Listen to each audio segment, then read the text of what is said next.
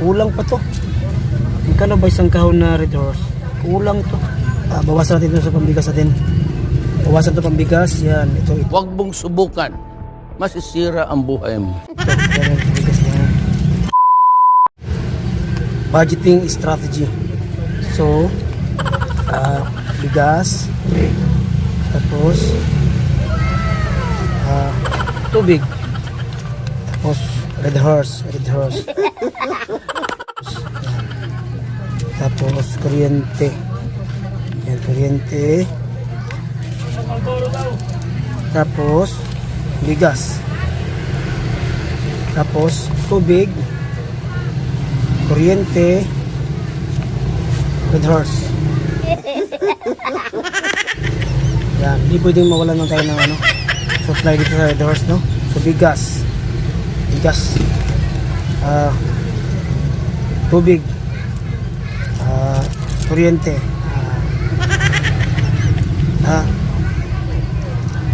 Hindi pantay dito na Red Horse. Red Horse kasi wala ng Red Horse.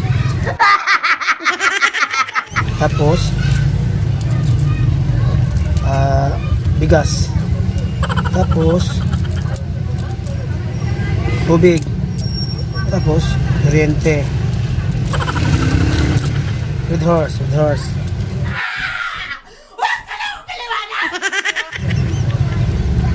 Tapos bigas, tubig, kuryente.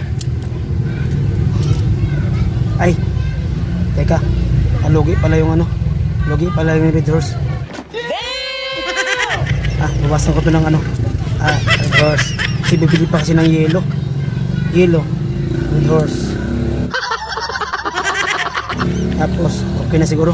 Ay, pulutan pa pala, pulutan. Teka lang, ito ay pulutan. Pulutan. Ayan. Sana all. Pulutan yan. Ano pala? Kulang pa to. Magkano ba isang kahon na Red Horse? Kulang to. Bawasan natin ito sa pambigas natin. Bawasan to pambigas. Yan. Ito. Huwag mong subukan.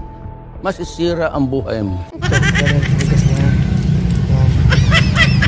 Yan. So ito 200 sa kuryente.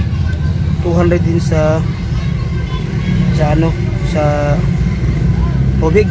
Tapos 200 sa bigas. Medyo pantay na to. Ay teka, kung pabibisita pala tayo, no? Hindi tayo maka-supply dito sa Red Horse, no? Bawasan tig sandaan.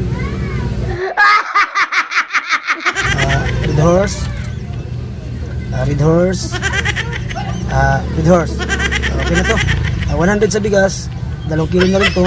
Ito tubig, kalating buwan na rin to. Tapos ito kuryente, ano na rin to. Kasi pag naputulan naman tayo, pwede tayo makabit sa kahit bahay, no? So, okay na yan, pantay na yan, paras na yan.